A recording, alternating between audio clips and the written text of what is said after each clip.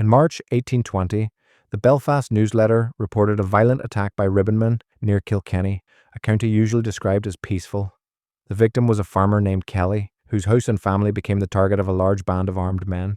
The attackers, identified as Ribbonmen, accused Kelly of occupying land that had once belonged to a neighbour.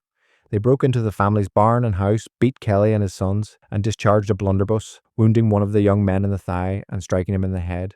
After terrorizing the household, the attackers are said to have helped themselves to whiskey before leaving.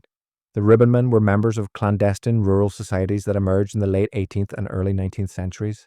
They were particularly strong in Ulster but spread throughout the country, often drawing on earlier traditions of secret agrarian protest, such as the White Boys. Ribbonmen pledged loyalty through oaths and operated in secrecy, usually organizing by parish or district. Their aims centered on defending tenants' rights, resisting evictions, opposing rack rents, and enforcing their own rough justice when disputes arose over land.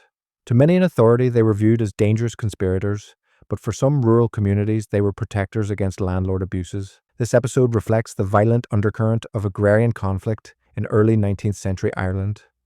The Ribbonmen's activities were especially intense in rural areas where land hunger was greatest and small farmers or labourers faced dispossession. Violence was both symbolic and direct, burning hayricks, maiming cattle, or assaulting landlords and their agents. Families like the Kellys could become targets if they were seen to benefit from land redistribution or to have taken over a neighbour's plot under controversial circumstances. The Kilkenny outrage illustrates the insecurity of rural Ireland at the time.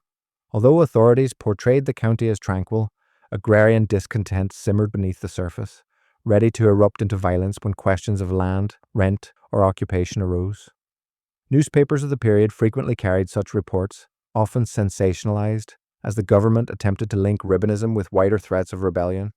In reality, most Ribbonmen were driven by local grievances, shaped by poverty, inequality, and resentment at the control landlords exercised over the rural poor. The attack on Kelly's family thus stands as a vivid example of Ireland's agrarian unrest. Personal, brutal, and rooted in the desperate struggle for land.